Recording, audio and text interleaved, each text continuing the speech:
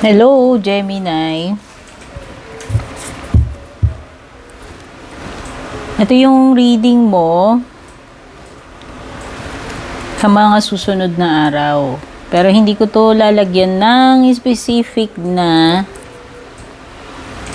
date kasi timeless reading ito. Hello dito sa mga bago. Kung hindi pa po kayo nakaka-subscribe, please don't forget to subscribe sa aking YouTube. Paki-like and follow na rin po yung ating FB at saka Instagram. Send lang po kayo ng PM kung magpapa-personal reading kayo sa Facebook page. Yung link at details nasa description. Maraming salamat po sa support ninyo. Na-reach na po natin yung 31K sa YouTube. Thankful and grateful po ako sa lahat ng nag-subscribe. Tignan na natin. Ano muna yung overall energy mo, Gemini? Itong araw na to or sa mga susunod na araw. Meron kang boundaries.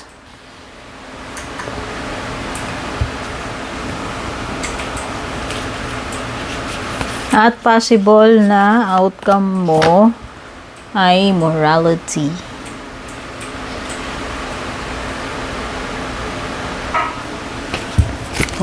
Dito muna tayo sa overall energy mo, Gemini. Si boundaries. Pwedeng you are setting boundaries. Ngayon, di ko alam kung boundary para saan yan. Para kanino? Yan o.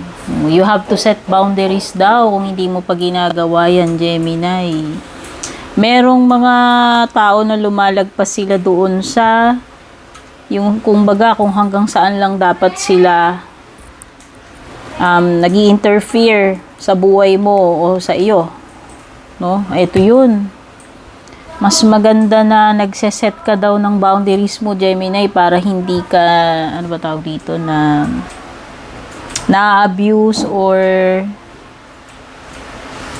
pinapakialaman ng iba. Kasi too much familiarity. Nawawala na yung minsan nawawala na yung boundaries. So, kung saan man tinutukoy nito, whether sa, sa mga kakilala mo, karelasyon, hindi ko alam, kamag-anak, kaibigan, o kung saan man nag-a-apply ito, no? Yan yung overall energy mo eh. Tapos pagdating dito naman, possible outcome mo, bottom line, Gemini, sinasabi nitong morality card, kailangan gawin mo pa rin yung tama. No? Ayan, no? So, kahit mahirap, kailangan, kung yun yung tamang gawin, mas maganda na yun yung susundan mo pa rin. Kumbaga, ito na yung yung sitwasyon na mamimili ka between doon sa mali, sa tama, alin yung gagawin mo.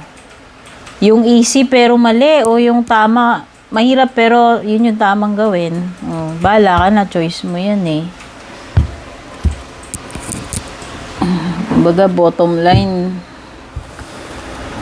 importante pa rin gawin mo yung tama. Ano pa ibang energies? Uy, bridge. May pagtawid. Di ba? Successfully overcoming a problem, Gemini. Kasi siguro, kaya ka magiging successful dito, Gemini, kasi ginawa mo pa rin yung tama, yung nararapat. Kumbaga, nasunod pa rin yung, yung pagiging lawful mo. Diba? Kasi ayan, kung meron ka mang problema, masasolve mo, makakatawid ka dun sa tulay. Ayan, hindi siya putol. Hindi ka mahuhulog, makakatawid ka safely, no? Meron ding reconciliation, Gemini. Pwede ngayon sa mga susunod na araw. Magkakaroon ng pagkakaayos. Kung sino man itong makakaayos mo, no? Kaaway mo ba? Katampuhan? misunderstanding. Meron binabanggit about October, Gemini. Tagal pa niyan, no? Imagine mo, November pa lang ngayon. Pero baka kasi kung hindi naman advance ito, pwedeng pahabol. Hindi pa naman tapos ang, ano na bang petsa? Oh. Kung hindi pa tapos ang October na natsyempohan mo to, pwedeng pahabol. Kung ano man itong mangyayari na ito.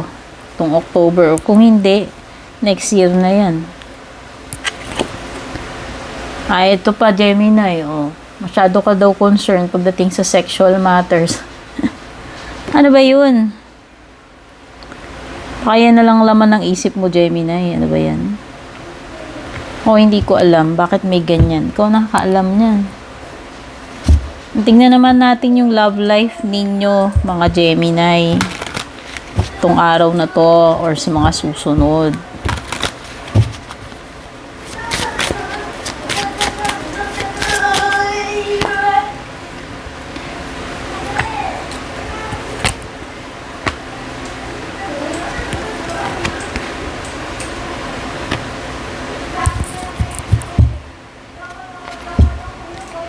Pwedeng hindi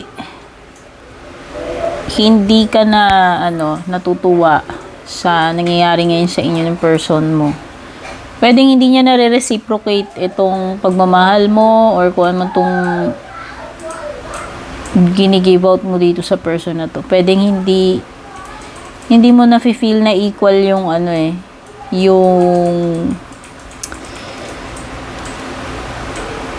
bigayan pagdating sa inyong dalawa. Ayan.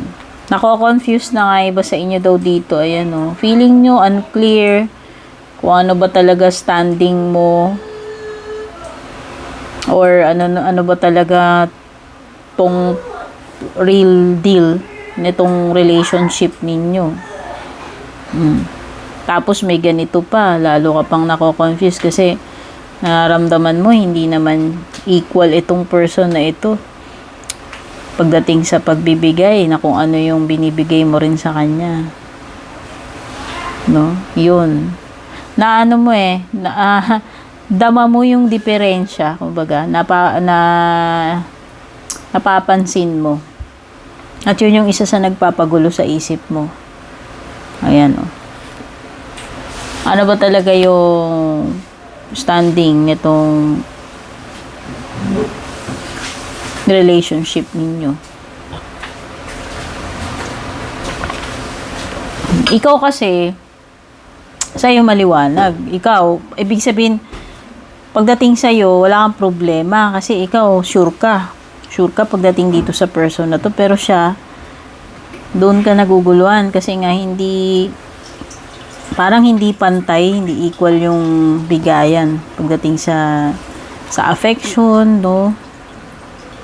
Sa attention, sa effort. Pwedeng pagdating sa kanya doon ka nalalabuan. Pero ikaw, alam mo na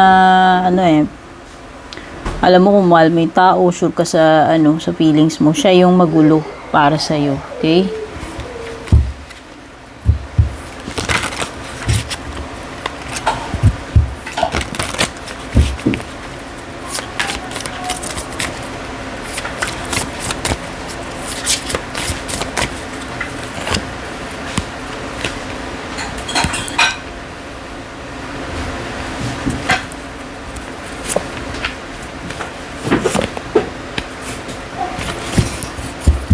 Uy, may ending dito, Gemini.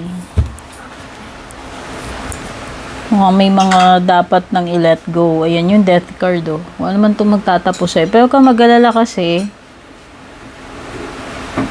eto na yung, pudyat na makakapagsimula ka uli. Ayan, the Fool, tsaka death card. Maliwanag na kombinasyon yan. May mag-i-end, may transformation, tapos may journeying na panibago with the Fool card. So, para kang dito, nagsisimula uli. Pwedeng back to zero. No? Kumbaga, kung may nagtapos na chapter dito sa buhay mo, mapapalitan naman siya at para kang ipinanganak uli. Parang, yun nga, yung parang back to zero ka.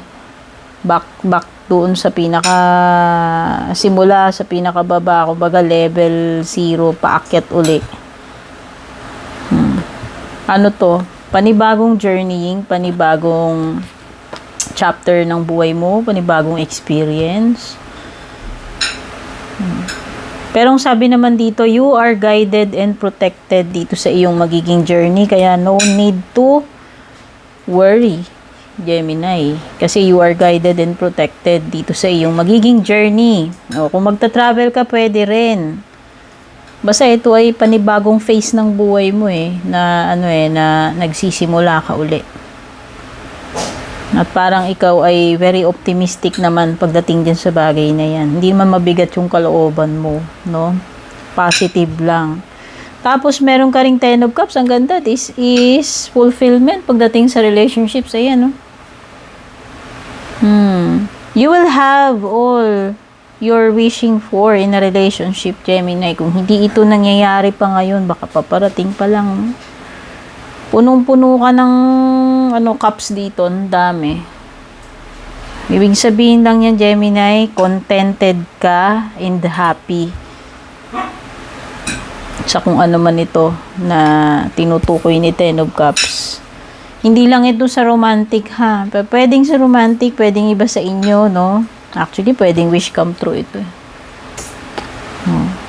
Kung ano man tong bagay na to na magbibigay sa inyo ng satisfaction, contentment, fulfillment, happiness. Ayan, oh. Puno yung mga cups ninyo dyan. So, pwedeng meron nga palang Scorpio energy. Ayan, hindi ko makalimutan. Closing message para sa inyo, Gemini. Advice.